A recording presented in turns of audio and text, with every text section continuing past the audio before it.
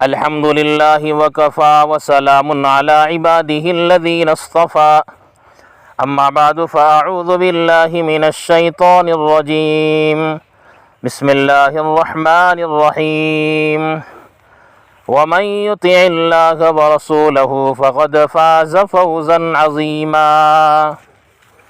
صدق اللہ العظیم۔ محترم دوستو، بزرگو،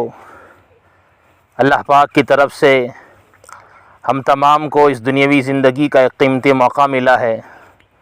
اور یہ دنیا کی زندگی اللہ پاک نے ہمیں اپنی منشا اور مرضی کے مطابق گزارنے عطا فرمائی ہے۔ یہ دنیا ہمیں دل لگانے کے لیے نہیں دی، اس دنیا سے ہمیں ضروریات کی حد تک فائدہ اٹھانے کا حکم ہے، اس کو مقصد بنانا اور اس کے پیچھے دل و جان قربان کر کے وقت کو لگا کر اپنے آپ کو اس کا عاشق اور دیوانہ بنانا، یہ اللہ کی منشا اور مرضی کے خلاف ہے۔ اور جب کبھی کوئی غلام اپنے آقا کی منشا اور مرضی کو پورا نہیں کرتا تو آقا کو تکلیف ہوتی ہے، آقا اور مالک ناراض ہوتا ہے، اور پھر وہ اپنی مرضی سے، اپنی تدبیر سے اپنے اس غلام کو صحیح رخ پر لانے کی کوشش اور فکر کرتا ہے۔ تو ہم بھی اللہ کے غلام ہیں، ہم نے اللہ تبارک و تعالیٰ کی بندگی کا اقرار کیا ہے، ہم نے بھی کچھ اپنے آپ کو آقا کی مرضی سے اور منشا سے ہٹا لیا ہے۔ اس کے بنا پر اس خالق نے، اس مالک نے ہم تمام کو صحیح راہ پر لانے کے لیے ایک شکل اختیار کی ہے جو ہمارے درمیان آج کل وبا اور بیماری کی شکل میں چل پڑی ہے۔ تو آئیں ذرا ہم مل کر اس رب کے دربار میں جمع ہوتے ہیں اور اس کے سامنے منت سماجت کرتے ہیں، اور اس کے سامنے اس بچے کا سا معاملہ کرتے ہیں جو اپنی ماں کے ساتھ کرتا ہے جب ماں روٹھ جاتی ہے۔ تفسیر روح البیان میں یہ بات لکھی ہے کہ ایک آقا سے اور مولا سے بندے کا ایسا تعلق ہونا چاہیے جیسے ایک بچے کا ماں سے ہوتا ہے۔ جب کبھی ماں اپنے بچے کو مارتی ہے، اسے سزا دیتی ہے، تو وہ بچہ ماں کے سامنے عاجزی کرتا ہے، منت سماجت کرنے لگتا ہے اور مسلسل کرتا رہتا ہے، تو وہ ماں اس پر ترس کھاتی ہے اور مارنا چھوڑ کر اسے اپنے سینے سے چمٹا لیتی ہے۔ تو ہمیں بھی اپنے آقا سے اور مولا سے منت سماجت کا معاملہ کرنا ہوگا، عاجزی اور انکساری کے پرو کو بچھانا پڑے گا تاکہ وہ خالق اور مالک ہمیں اپنے سے لگا لے اور ہماری دنیا کی زندگی کو بھی بہتر بنا لے۔ تو ذرا آئیں، میں آج کی اس ٹاپک میں، آج کی اس بیان میں یہ سمجھانا چاہتا ہوں کہ قرآن اور احادیث مبارکہ کی روشنی میں وہ کون سے گناہ ہیں، وہ کون سی غلطیاں ہیں، وہ نافرمانی کی کون سی شکلیں ہیں، جب بندہ اسے اختیار کرتا ہے تو اللہ کی طرف سے عمومی عذابات آتے ہیں، اللہ کی طرف سے عمومی وبائیں آتی ہے، بیماریاں آتی ہے۔ تو ذرا احادیث کا مطالعہ کرنے سے کچھ باتیں سامنے آتی ہے۔ نمبر 1، سود خوری جب کسی قوم میں عام ہو جاتی ہے تو اللہ تبارک و تعالی اس قوم کو ہلاک کرنے کی اجازت دے دیتا ہے۔ ابن مسعود رضی اللہ تعالیٰ عنہ کی روایت ہے ابن ماجہ شریف میں۔ سود خوری عام، بیاج لینا عام، اور میں زیادہ اس کی تفصیل میں نہ جاتے ہوئے صرف اتنا کہوں گا، عزیزو، بھائیو، دوستو، بزرگو، بینکوں میں ہماری حلال رقم جاتی ہے اور وہاں بینکوں میں سود کا انٹرسٹ کا سسٹم ہے۔ ہم ذرا اس کو معلوم کریں، سال میں 4 مرتبہ 3 مہینوں پر ہمارے بینک اکاؤنٹ میں انٹرسٹ کی رقم آتی ہے جو بہت مختصر اور معمولی ہوتی ہے۔ ذرا ہم اس کو جانکاری میں لے کر اس آنے والی گندی اور ناپاک معمولی سی رقم کو حساب کر کے اپنے بینک اکاؤنٹ سے باہر پھینکنے کی فضا بنائیں، اپنے گھروں پر اپنے خرچوں میں ایک ذرہ ایک روپیہ بھی ہم نہ لائیں، اس کی فضا ہم عام بنانے والے بنیں، ورنہ وہ کالی کمائی کے پیسے جس میں ہم اپنی بیویوں اور بچوں کو لگا کر حاصل کرتے ہیں، جب وہ بینک کے حوالے ہوتی ہے تو پھر ہماری وہ ساری حلال رقم حرام ہو جاتی ہے۔ اس لیے اس کی طرف خصوصی توجہ دینے کی ضرورت ہے، خصوصی اس کا ماحول اور اس کی فضا بنائی جائے،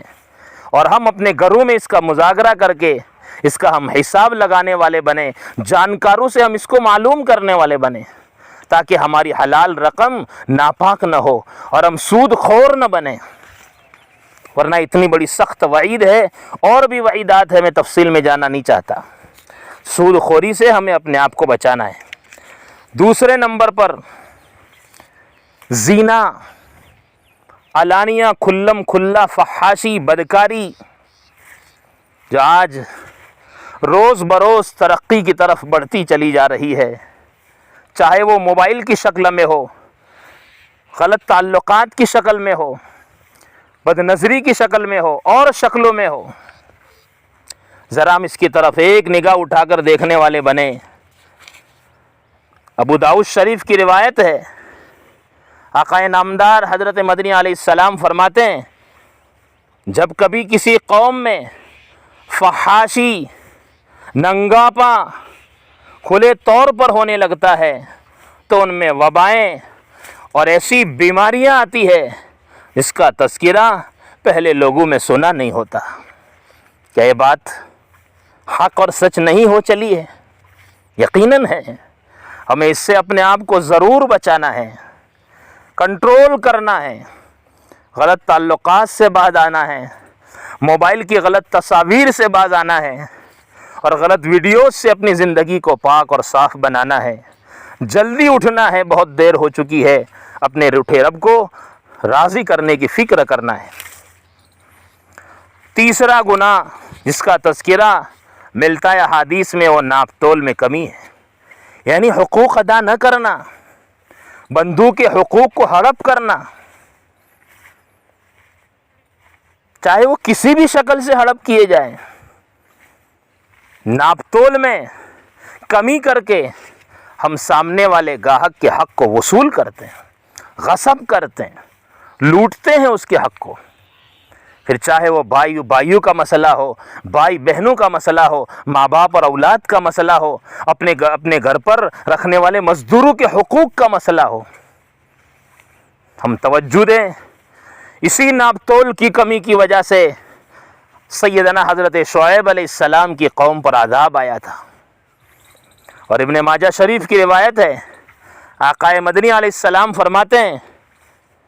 کوئی قوم ناپ تول میں کمی کرتی ہے تو قحط، دشکار، روزی میں تنگی اور ظالم بادشاہ کے ذریعے اس کو سزا دی جاتی ہے۔ قحط سالی، روزی میں تنگی اور ظالم بادشاہ کے ذریعے اس قوم کو سزا دی جاتی ہے۔ اس بات کو بھی ہم کھلے طور پر اپنی آنکھوں سے دیکھ رہے ہیں۔ اور چوتھا گناہ جس کی وجہ سے عمومی عذاب آتا ہے، وہ زکوٰۃ ادا نہ کرنا ہے، زکوٰۃ میں کوتاہی کرنا ہے۔ دیا ہوا مال اللہ کا، اور قرآن کریم نے جہاں کہیں بھی بندوں کو مال خرچ کرنے کا حکم دیا تو وہاں کہا، وہ مال جو میں نے تمہیں عطا کیا ہے رزق کی شکل میں، اس مال میں سے تم خرچ کر لیا کرو۔ بار بار رب تعالیٰ نشاندہی فرماتے ہیں، ہمارے ذہن کی تربیت فرماتے ہیں، تمہارے پاس تمہارا نہیں ہے، قارونی دماغ رکھنے والوں ذرا اس سے باز آ جاؤ۔ قارون کا انجام بھول گئے، مال کے حقوق ادا کیا کرو، غریبوں کا حق ہے، ناداروں کا حق ہے، مسکین اور فقیروں کا حق ہے، حساب کر کے ہم نکالنے والے بنے، ورنہ ابن ماجہ شریف ہی کی روایت ہے، کوئی قوم زکوٰۃ نہیں دیتی تو بارش روک لی جاتی ہے۔ آگے بڑا خطرناک جملہ نامدار نے روایت فرمایا، اور اگر چوپائے نہ ہوتے، جانور نہ ہوتے تو ان پر بارش شاید نہ پڑتی۔ لیکن اللہ پاک ان جانوروں کی وجہ سے اور مخلوقات کی وجہ سے بارش دے دیا کرتے ہیں۔ تو یہ 4 گناہ جو ہمارے معاشرے میں گھر کر چکے ہیں، چاہے وہ گناہ سود خوری کا ہو، بیاج لینے دینے کا ہو،